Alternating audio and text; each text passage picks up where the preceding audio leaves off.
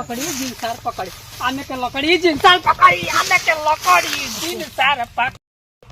अरे सरवा तो पकड़ ले बड़े सब कौन दिमाग लगाई होई साल फाड़ देब गाँव। अरे तेरी बहन के कबड्डी।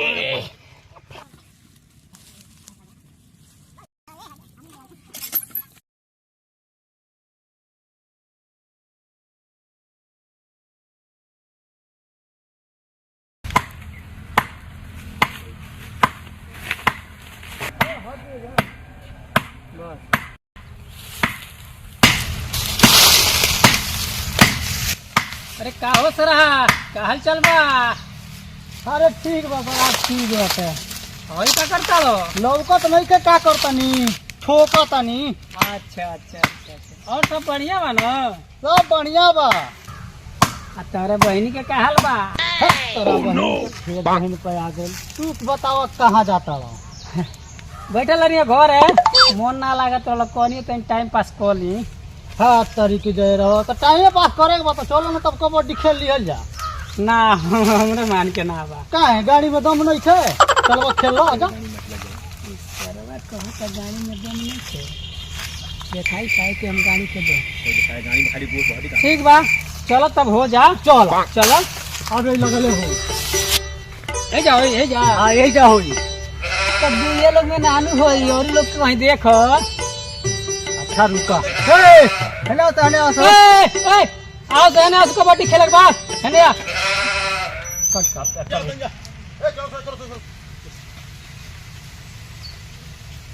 कार ये काम भइलो का खतरा बोल ले हो। हई हमरा गाड़ी के पावर नहीं आ रहा है कबड्डी खेल के दिखावे के बा। हां तो फरिया ले जा। हाँ तो ठीक बा हो जा। तो ठीक बा हो जा। फरिया ले जा। हाँ अब हमरे रात। अच्छा ठीक बा हां चल। आदमी गाड़ी का पावर दिखला गया।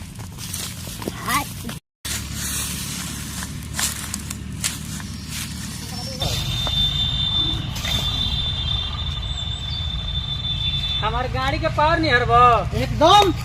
पहले तोहरे ओर से कार्रवाई क्यों कि हमरे ओर से भेजी करवाई बजा। अरे तू अपने ओर से भेजे देख हम को के भेजतनी भाई। बेटा हां जो न मार के आ जाई। हाँ। जो बेटा गाड़ फाड़ के आल सरवा के।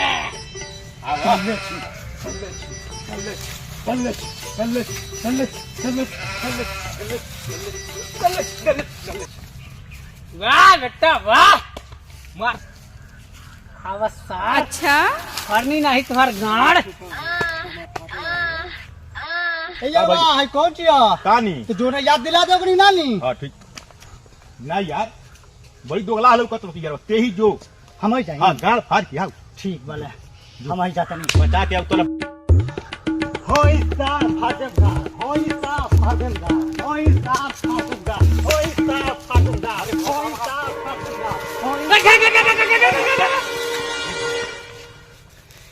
ये आओ ना अब हम तो ठोक के चली नहीं तो गांठ फाड़ के। पा हाउ धवा तारा के चैलेंज करता है दौड़ के जा। तू गाड़ फाड़ के आओ तनी। आओ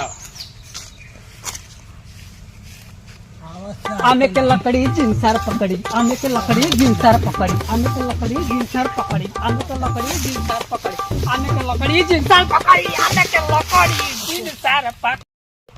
अरे सरवा तो पकड़ ले बड़े सब कौन दिमाग लगाई होई सा फाड़ देब गाँव। अरे तेरी बहन के कबड्डी। अब का करी सरवा पकड़। अच्छा पलान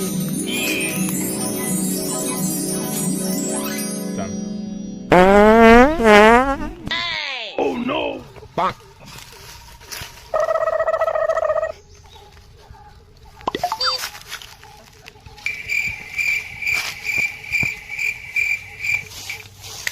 Bang!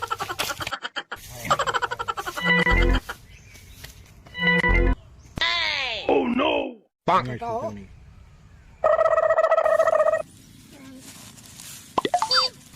गए गाड़ी के पावर देखे 5 बरस बेहोश हो गए लेके चल ले लेके चल।